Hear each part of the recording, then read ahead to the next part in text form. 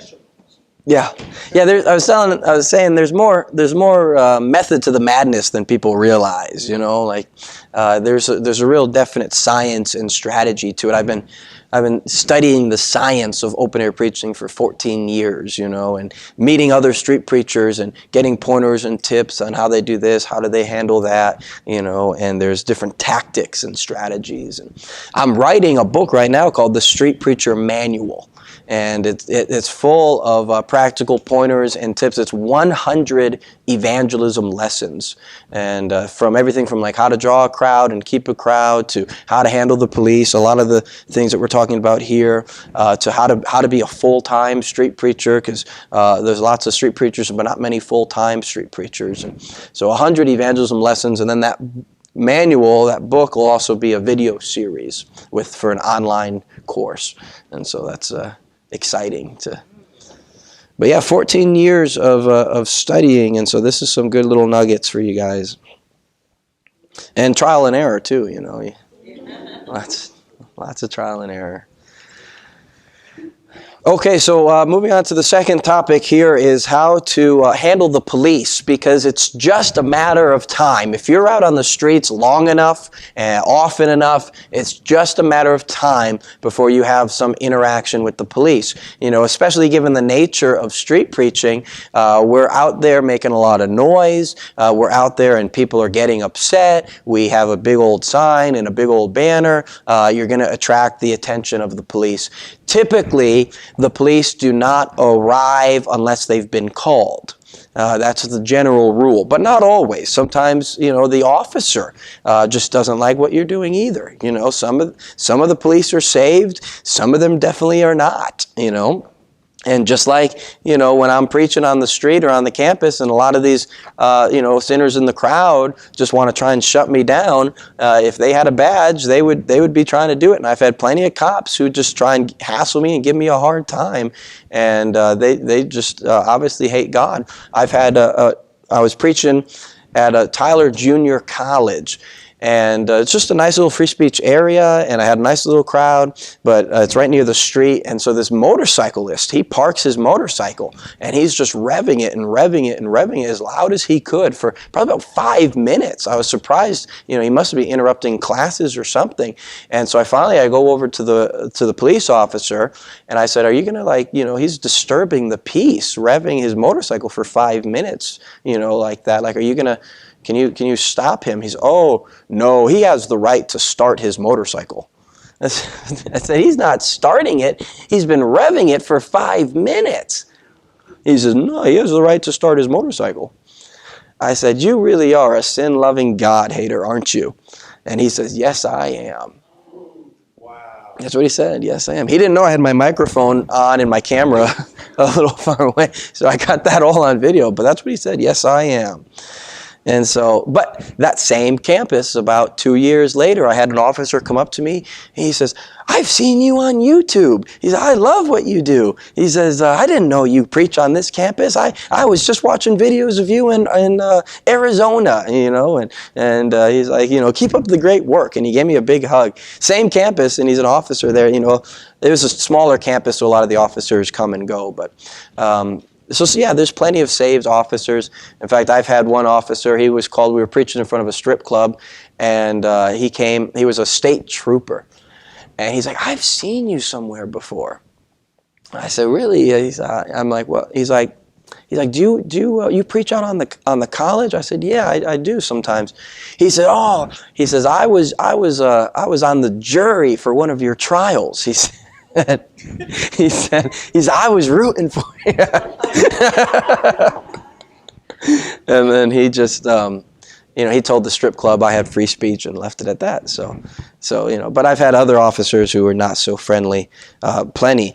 And so it's just a matter of time before you have an encounter with the police, and you need to know how to deal with them. If you're going to have biblical preaching, you're going to have biblical persecution. That's one of the first lessons that the Lord seemed to taught me in, is that, the Christian life is a life of hardship, of hatred, of rejection, of persecution, that it just comes with the territory. And I was preaching for about a year. faithfully every week, 5 days a week, out in the square of New Haven in Connecticut, every day, Monday through Friday, and Saturdays. I think I only took Sundays off, and I preached for a year before I had any problems with the police. And then it seemed like it all came all at once. Like everywhere I went, the police were threatening me with arrest and hassling me. And I knew it was like, I'm going through the fire. Like the Lord's protection was on me, and now I'm being tested, And I think the devil certainly tests a street preacher. And I've seen lots of street preachers come and go, but the devil will test you. What is it that's going to get you to stop? Will it be the mockery of a crowd? Will it be rejection? Will it be opposition from your family, opposition from your church, opposition from the police? The devil kind of tests your buttons to see what's your pressure point. Where are you going to yield? And I knew, so I was having all these problems with the police, like all at once. And I knew I just needed to persevere through it. And sure enough, eventually it seemed to let up. Or maybe I just got better at handling it, because I've learned. But you go through these trial periods. Every street preacher needs to go through the fire. And so I was on my way to the city of New Haven, and I felt the Holy Spirit told me to turn around and to go to the city of Hartford instead. And so I had never been there before, but I turned around and listened to the Holy Spirit and drove around Hartford, and I found the public square. And I went into the public square to preach, and a security officer from one of the buildings came out and said, "Oh, no, you can't preach over here. We own this area. You need to go over there." And so I went to this other area, and a security guard from that building came out and said, "Oh, no, they can't send you over here. You can't be here either. You need to go somewhere else." And the both of them came together, and I said, "Well, just tell me, where can I go? I mean, this is a public square. There's people everywhere. Like, where you're saying that you own this. I don't believe it, but where can I go? If not here, where?" So they took me to the very edge of the square. And they said, "You see where the bricks start?" They said, "That's where you can't be." And so there was like a 6-inch cement from the road, 6 inches from the road. They said, "You can be there." So I had to be, on the curb, right near the traffic and the bus stop. They said, "Okay, I can preach here." "All right, fine. So I'll preach here." I preached there, and there's a bus stop over here, so this isn't so bad.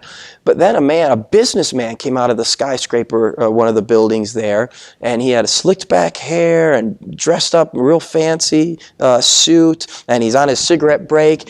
And when he saw me preaching, he went just demonic. I mean, he got so angry. He's like foaming at the mouth. He's yelling at me, screaming at me, "You can't be here. We don't want to hear this." He gets in my face, and he had a cigarette, and he's acting like he's going to burn my face with his cigarette.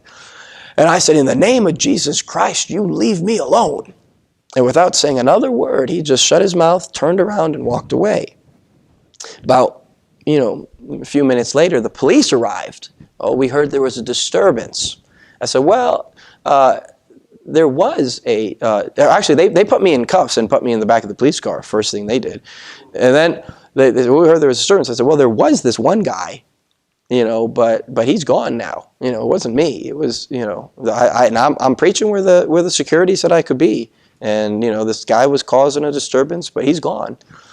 And so they said, they let me go. And at this point, a crowd had gathered because, they put the preacher in the police car. So, the officer said to the other officer, "Oh, watch what happens when we, let them go. They're all going to clap or something." And so they let me go. They said, "You can preach this, but you can't use your amplifier." I had a little amplifier. "You can preach, but you can't use your amplifier." "Oh, no problem. I can do that." I said, "So I can preach right here without an amplifier?" They said, "Yeah, it's free speech. Go ahead." Now, I have a voice. I didn't need an amplifier, and there was a building I could echo off of. So I'm blasting it now as loud as I could, and everyone could hear. But now there's a vendor in the square who's complaining to the cops. First, he comes to me and says, "You're bothering my customers. You need to leave." I said, "Look, I have free speech just as much, I have the right to be here as much as you do." And I looked at his table. It was far away. I said, he didn't even have any customers. He was just using it as an excuse, He didn't have any. I'm not bothering anybody. And then he complained to the police officer. So the officer came back and said, "Well, you can't preach anymore." I said, "Why?" He said, "Well, you're disturbing his business." I said, "Well, I have free speech. I have the right to be here just as much as he does. He needs a permit to be here. I don't, He said, "Nope, you're disturbing the peace." So he puts me in handcuffs again and puts me in the police car. And then he goes around to every vendor soliciting complaints. And it took I was in the back of the police car for probably about like 30, 45 minutes. And it was hot. I'm sweating. And they do that on purpose too. And so he's going to every vendor trying to solicit complaints. Then he finally comes back and he says, nobody wants to leave their name to file an official complaint. He says, so I'll let you go if you promise not to preach. I said, I can't do that. I said, what? I said, look, it was probably about 11:30. I said, it's 11:30 right now. I said, if you let me go, I'll be preaching by 11:45. I guarantee it. He said, well, then you're gonna go to jail. I said, I'd rather go to jail, than to forfeit my right of freedom of speech. And, I went to jail plenty of times when I was a sinner. And so, take me to jail. So he offered to take me to another park. He said, well, how about I take you to so-and-so park? I said, are there any people there? He's like, no, you're not going to bother anyone there. I'm like, well, no, I don't want to be there. Just take me to jail. So he took me to jail, and I preached. There was a man in my cell, so I witnessed to him and got to, that's what, so I got to share the gospel with him. They said, all right, it's time for you to go. I said, well, I'm not ready to leave yet. I didn't finish witnessing to this guy yet. Can I have another 30 minutes, And they said, whatever, so they let me finish. And then I checked out. And then that was during the weekday. Then that weekend I went to New Haven to preach. And as soon as I set up in front of this one bar I'd never preached at before, the officer came up and says, oh, no, you can't do this here. You have to go somewhere else. And so I went to another bar. And before I started, I asked the officer, I said, can I preach here? He said, you can preach unless people complain. If they complain, then, you have to stop.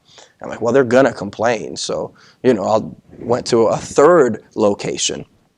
And the third location, but by this point, I got my little audio recorder going because I got that tip from another street preacher to, audio record because you have problems with the police.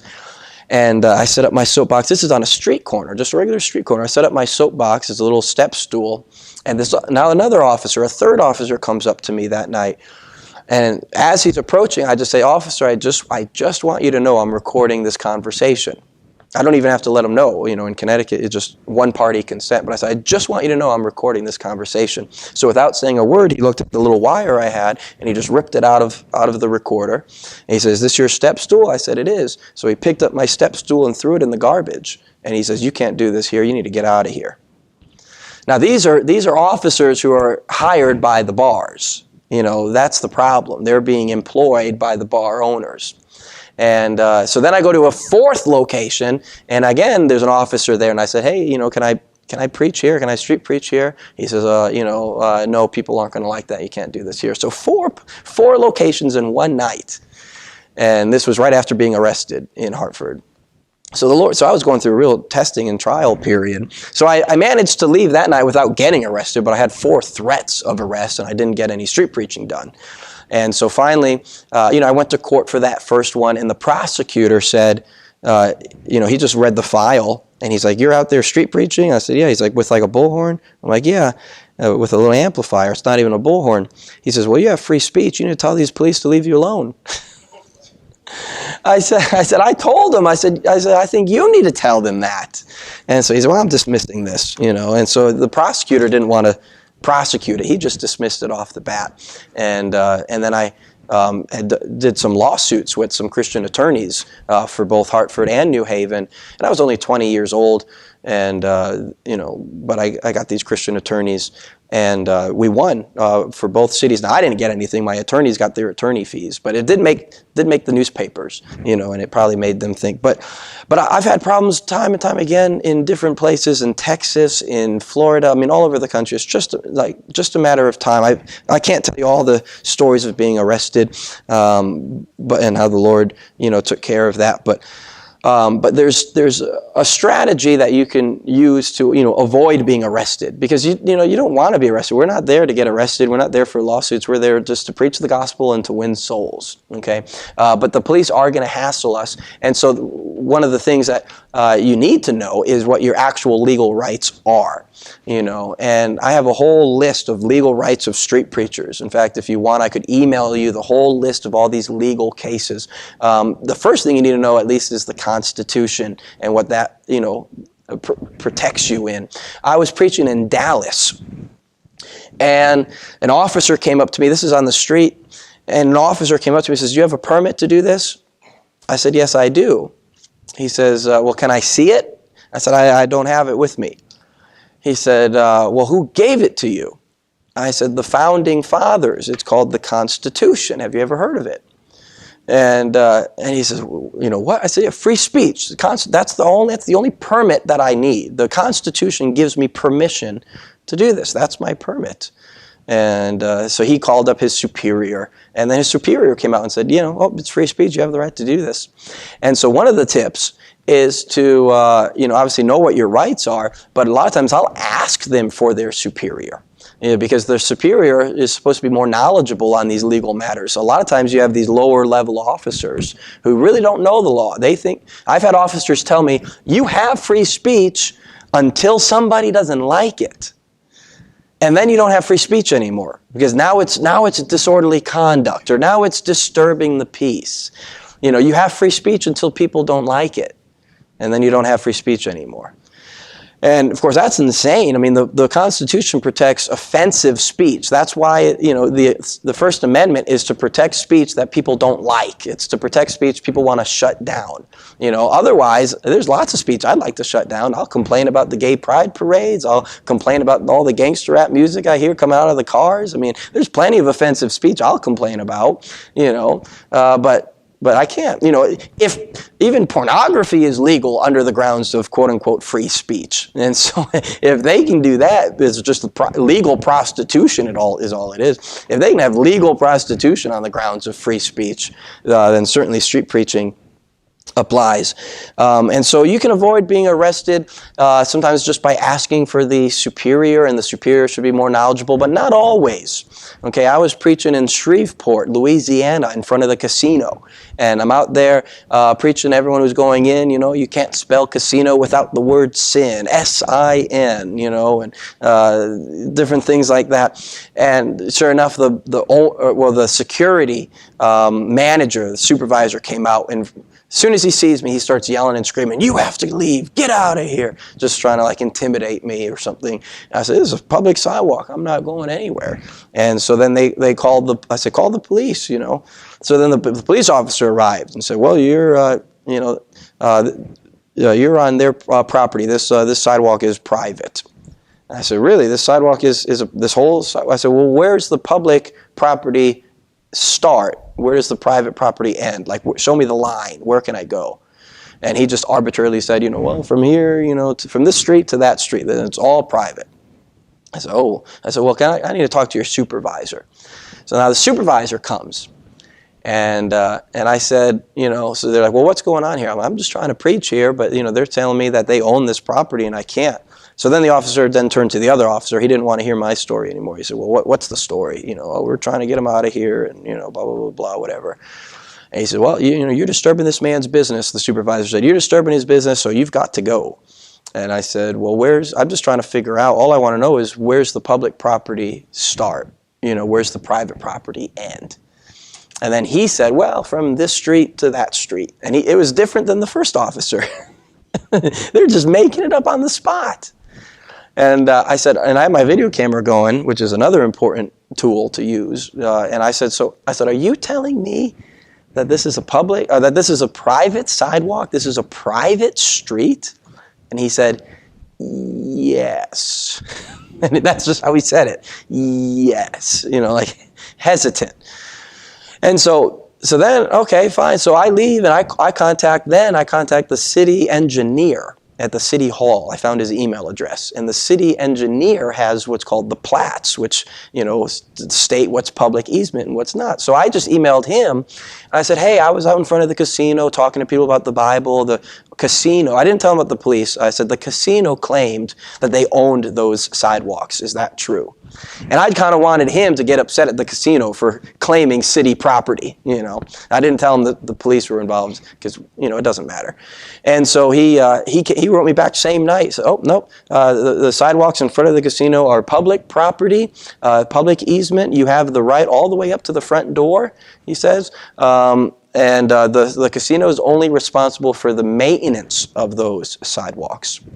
Of course, they were claiming sidewalks that weren't even in front of their building. Like they were claiming blocks away from their casino. They're like, oh, you need to go way over there, And so the city engineer emailed me the same night. So then I contact the city police saying, hey, I contacted the chief and some of the superiors, and I said, hey, I had some problems with the officers out there. They said that the sidewalk was private and that I can't preach there, but the city engineer said that it's public and that I do have free speech there. I said, can I just get confirmation from the police station that I have free speech out there, that I can exercise without being hindered?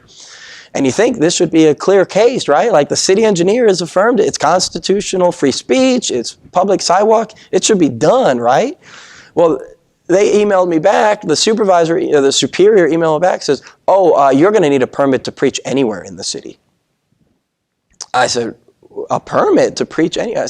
I said, are you serious? I said, I understand if maybe I need a permit to like have a sound system and a stage or something, but are you saying I can't talk to anyone in the city without a permit? And they're saying, well, she emailed back, well, for street ministry, yes, that's what I'm saying. You can't preach without a permit. The chief of police will get back to you. And the chief of police never did get back to me. So I had to, pursue a legal lawsuit with some Christian attorneys. Come to find out the chief of police used to be the head of security at the casino. And that's big money for the city, big taxes and all that.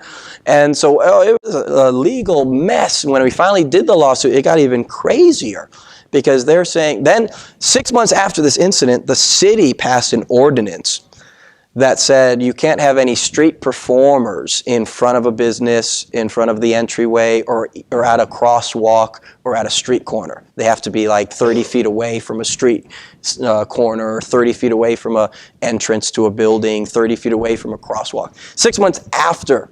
So during our lawsuit, the city argued, well, you can't give him an injunction to do this because that would violate our city ordinance that says that he's a street performer, that street performers can't do this or that. So then we appealed it. And then the city argued to the appeals court, well, he's not even a street performer, so this ordinance doesn't even apply to him, so this appeal is groundless. So they argued both sides at their convenience. They say, oh, we can't give him an injunction because this ordinance would apply to him, and oh, his appeal is groundless because that ordinance doesn't even apply to him. And the judges kept siding with the city. Now, I don't know how much money was coming out of the casino for all of this, but I'm sure it was a lot, and it was a hassle. Anyways, sometimes appealing to the superior will set it straight. When I was in Tyler, Texas, preaching in front of a bar, an officer came out and said, you're disturbing the business, you can't do this here, you need to leave, and let me talk to your superior. And the superior came out and said, nope, you have free speech, you have the right to do this, no problem. Okay. Then we just kept preaching, and then the bar put their sprinkler system on. And so we just got umbrellas, And it was no problem, It was fun. And another good advice for dealing with the police is to I like to dress nice. A lot of times when I'm on the streets, I might wear a street preaching t-shirt. When I'm on the campus, I like to dress nice. But if I know I'm going to be dealing with the police, I like to dress nice because they do act better. If they come up to you and you look like, one of the attorneys that they see in court all the time, they don't want to, they're a lot more polite, I've noticed. A sharp contrast to whether, if I'm wearing a street preaching t-shirt and they come up to me, or if I'm wearing, a vest and tie and they come up to me, it's just night and day in the respect that they have. Also, obviously, be respectful. It's easy to get frustrated with them and to get angry with them. And, I had an officer come up to me and say, well, you can't do this, you're debating people. Debating people is illegal. If I catch you debating people, you're going to go to jail, And I'm like, this guy is so ridiculous, And I'm like, well, they're debating me. I mean, are you going to arrest them for debating me? And of course he wouldn't answer that. Of course, he and I were having a debate. He and I were debating this issue, but it's so easy to get frustrated with these officers sometimes. But it's better, and in your better interest, just to be calm, be cool, be collected, be gentle, be respectful, as irrational as sometimes they are, and as obviously, malicious they're trying to be. Keep your cool. So dress nice, and have a video camera going like the whole time, because you never know what's going to happen. Sinners will sometimes lie about what you said or about what you did and call the police. Things that didn't even happen. I've had one preacher I know, and whether he was right or wrong, but he was preaching on campus, and this girl starts charging at him to tackle him. And he's like sitting in a chair talking to the crowd. She starts charging to tackle him, so he puts his foot up. That she ran into his foot, so he protected himself. And then the crowd called the police. He just kicked the girl. He kicked her. Yeah, and so he got arrested, not her. He got arrested. And he's banned from campus for 1 year, and now he has to deal with assault charges. And he didn't have a camera going. That's another problem. He didn't have a camera going. Okay, you have to understand the police are not our friend. Some of them are, but many of them are not. Okay, that same preacher, he got hit in the head with a baseball bat from a lesbian who was angry at him. She was charged with like a assault. And I told him, when you assault someone in the head with a baseball bat, usually you get charged with attempted murder. That's attempted murder. And he said, really? I said, yeah, look it up. And I showed him, look at all these people, all these cases. I said, that's usually attempted murder. So I think he told the police, and he wanted to press that charge. So she got charged with attempted murder after he insisted. She goes to see the judge and for attempted murder, and she got, I think, 3 months in jail, in probation, for assaulting a preacher in the head with a bat. If I went to a gay pride parade and I assaulted someone in the head with a baseball bat, how long do you think they'd send me to jail? Sure they would. Sure they would. She got 3 months. She got 3 months. The courts have been politicized. I just read in the news about, these racist people. They were like driving around in Alabama with a Confederate flag, got into a confrontation with some people. They said just threats, verbal threats, and racial slurs. And they got 8 to 12 years in prison, just for verbal threats, for racial slurs. But this lesbian attacks a street preacher in the head with a baseball bat and gets 3 months? No, there's not justice in the land, right? I had a thief who stole my video camera, and then when I confronted him about it, he pulled out a gun, and then the campus paper reported that I was assaulting people with my tripod, and a student had to pull out a gun to restrain me. And then when I told the police this guy just pulled a gun on me, they said, "Oh, you're the preacher always causing problems. It's what did you do now?" And I said, well, this guy just pulled a gun on me. Are you allowed to have guns on campus? I'm trying to report a situation to you here. And I said, I think we got pictures of the guy. I said, oh no, I just give me the description. I don't want to see any pictures. Okay. And then I said, he said, well, I'll do a lineup and see if you can spot him in a lineup. I said, well, we have pictures of the guy. And he said, I don't want you to look at any of those pictures before we do a lineup. I'm like, okay. And I'm thinking, why doesn't he want me to look at pictures before we do a lineup? He's hoping that I don't spot the guy, he's hoping I don't catch. I'm like, this guy thinks I'm an idiot. And so I realized these guys aren't helping me with this investigation. So I had to do my own. When the guy pulled a gun on me, I said, I just walked away, but I took a picture of his license plate. Yeah, and got it on my phone. And at least I give that to the cops. I thought they were going to at least find the vehicle, search it, find my camera, find the gun. No, they didn't do any of that. But at least I got the license plate, and a private investigator who's on my email list said, well, give me the numbers, I'll look it up. So he told me who it belonged to. It was his girlfriend. So I just looked her up on Facebook, and then I looked him up, and I'm like, oh, there he is. His name's Kyle Douglas. There he is. So I contacted the police. Here's the guy. I found him for you. I know who he is. Kyle Douglas. Investigation's done, right?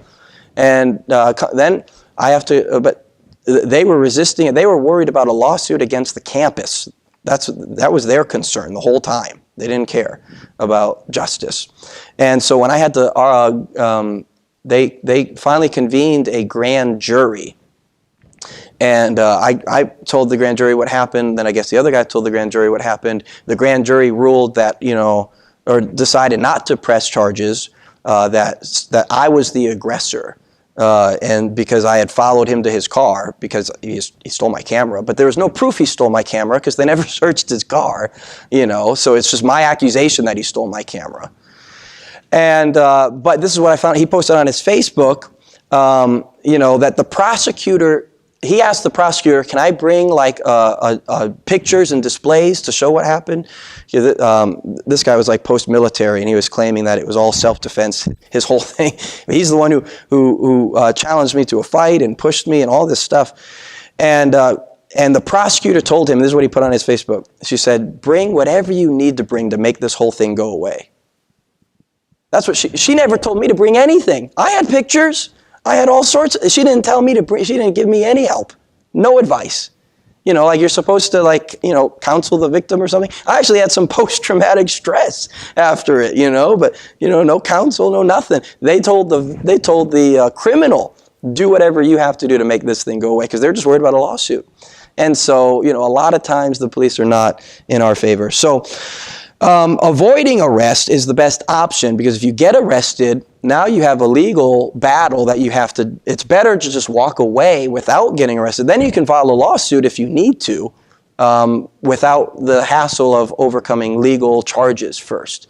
If you get arrested, you have to deal with that first before you can pursue any lawsuit. But if they threaten you with arrest, that's all you need for a lawsuit.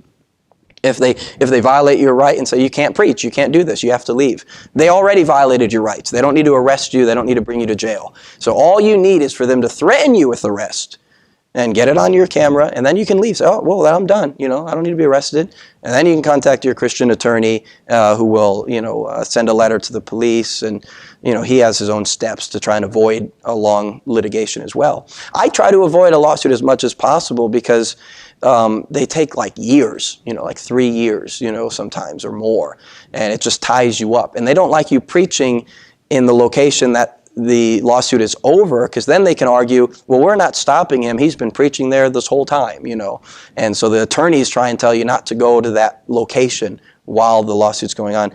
So one family, I know they had to do a lawsuit, and they put all their names on the lawsuit because they were all involved. But now they can't go to that preaching spot anymore.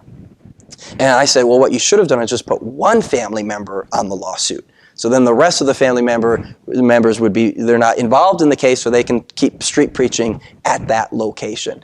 So if you ever had to do a case with like your church, if you were preaching and the cop says, oh, this is private, you can't do it, and you get into this big lawsuit, don't put every team member on the lawsuit. Just pick one, so that the rest don't have to worry. But you want to so video record and ask the right questions. Okay. Sometimes they'll come out and say, you need to leave. I had a street preacher who was out preaching, and just in front of like a football stadium. And the police came and said, you have to leave. You're done here. This is over. You're leaving. And so he packed up and left, right? Filed a lawsuit saying my free speech was violated.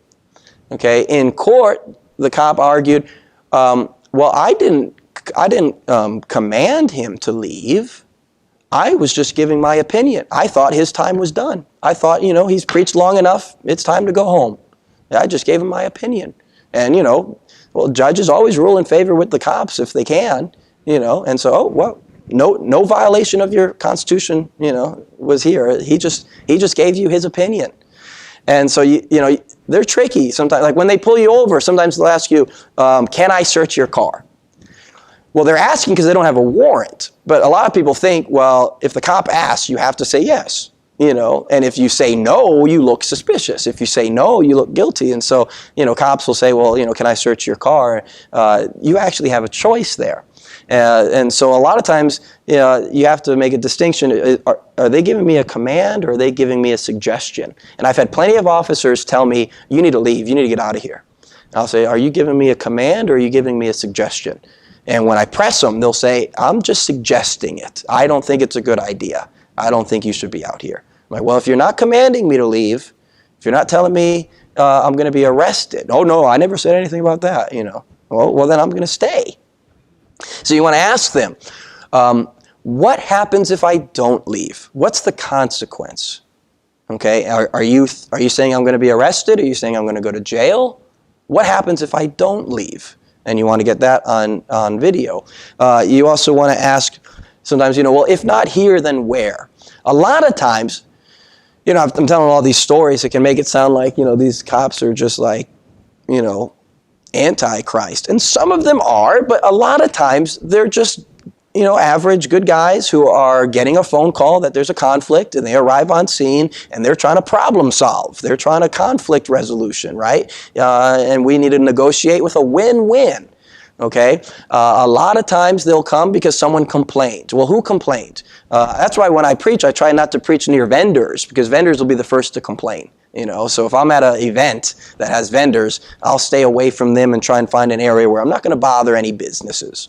But they'll come and I'll say, okay, so what's the problem? If it's the bullhorn, I'll put the bullhorn away. If there's a noise, if it's the banners, the banner poles, I'll put the banners away. Sometimes I like to start with all guns blazing. I'll get the big banner and the bullhorn. And that gives me negotiation room. So when the police come out, I say, oh, I'll put the bullhorn away, no problem. Even if I originally would have preached without the bullhorn anyways, it makes them feel like you're consenting or giving them a concession. So it's a good negotiation to start with all your guns blazing. But I look for a win-win, okay? So if it's a noise issue, I'll turn it down. If I'm blocking the flow of traffic, then I'll move to the side. If it's that I am on private property, just show me the property line and I'll go to the public property. Just get them to tell you exactly what the problem is so that you could try and remedy it. And so you want to end with a win-win. That's good negotiation. But you need to just ask the right questions. And sometimes, I've had police officers just bluff, where I was out preaching in Dallas and they give me a citation for a noise ordinance. And sometimes these noise ordinances will even give an exemption for religious speech, like in Daytona, there's an exemption. But they gave me an ordinance, a violation of this noise ordinance. They gave me two of them. 2 different times I had to go to court for. And so I go to court and they offer, I'm like, well, I don't think I'm guilty. I'd like to, just do like a trial, request a trial by jury. And the prosecution offered a plea deal. Like, well, if you do, 1 year of probation and you do 30 hours of community service, then we'll just drop the fine or whatever. We'll drop it. And I'm like, no, I don't want any of that. I'll just do, and pay and there was all sorts of stuff. I had to pay money. In Texas, you have to pay money to be on probation. All this stuff. Yeah.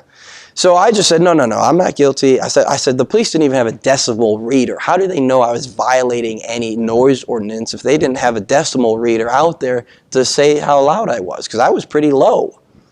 And so I requested a trial by jury. I insisted after all their offers.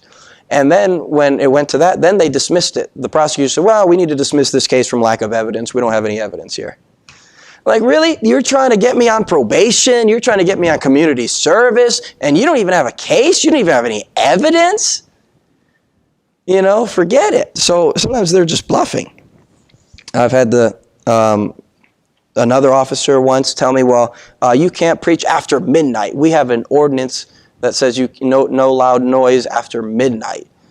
And I said, well, I'd like to see that ordinance. What's the reference number? And I need to look up the details of that because, that can't. I said, because I'm in the bar club district. They're going to be playing music till 3 in the morning. You're telling me I can't preach in the club district after midnight? They're going to be blasting their music till 3. And I said, I told him, I just don't believe you. You need to show me that ordinance. He said, oh, you've been warned. If I see you preaching after midnight, you're going to jail. I said, okay. At midnight came, and 1 o'clock came, 2 o'clock came, 3 o'clock came, and he never came back, So he was just bluffing because, there's no ordinance that said I can't preach after midnight. He just made it up. So record everything. And also, if they persecute you in one city, just flee to another. That's the best advice, avoid being arrested. We're not trying to have a prison ministry.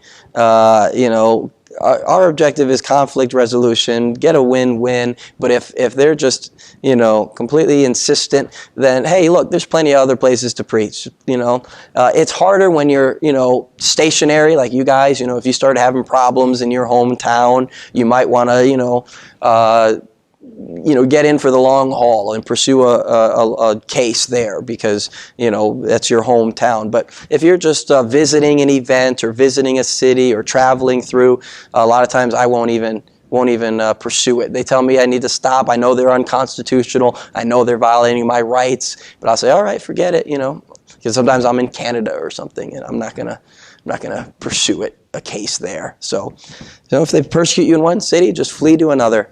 And the gospel is the objective to be preached. So just some basic pointers and tips. I hope you never have any police problems, but I know I hear reports of problems with the police from street preachers all the time. And the more you preach on the street, the more likely you are to have a problem and a hassle. And so we just need to be wise as serpents, and gentle as doves. So if anyone wants those legal rights of street preachers, I can email those to you. I have a whole long list of different cases. Like, for example, you have the right to be loud enough to be heard. And so if someone has their stereo to drown you out, you can have your amplifier to be loud enough to be heard. If you're in the club district and it's lots of noise, you have the right to be loud enough to be heard. Different case laws like that. So let's just pray and we'll conclude this seminar. Father, I just thank you for your wisdom and your truth, Lord. I pray that my experience out on the street would be a blessing to this church. I know they go out onto the streets and to preach. I pray, Father, that men and women will be saved through the evangelism of this church, Lord, that you'll fill the pews with new converts here, Father, that you'll set them on fire for evangelism, and that though the devil comes against them, though the devil gets angry, though the devil opposes them, that they will persevere and to fight the good fight of faith, Lord. I pray that you will use what I taught today about just some of the practical tips of open-air preaching and handling the police to just use them as a weapon in your hand to fight a good warfare against the devil and to establish your kingdom here in this community. We pray in Jesus' name. Amen. Yes. Thank you. Thanks for watching our video. I pray that it was a blessing to your life and that you were edified and encouraged by it. Please be sure to like it and leave a comment. And if you haven't already, subscribe to our channel and share our videos with your friends. I've been traveling the country for over 14 years, taking the gospel to the lost, to those who need it the most, because America is in big trouble and is in need of the gospel more than ever before. All it takes to bring me to your area is a plane ticket and a couch to sleep on, and we could preach together, or I could preach in your area. But please be sure to keep us in your prayers. We're in need of prayer partners who will get behind us as we're doing battle on the front lines and the devil comes against us. We need Christians who will pray daily for us and for our ministry. And so would you consider becoming a prayer partner with us? Also, we live by faith as a missionary family. We don't know every month where our support's going to come from, but God puts it on people's hearts and He's faithful to provide. And so if God puts it on your heart to bless our ministry and to become a financial supporter, you can do that if you go to our website, openairoutreach.com. So God bless you guys.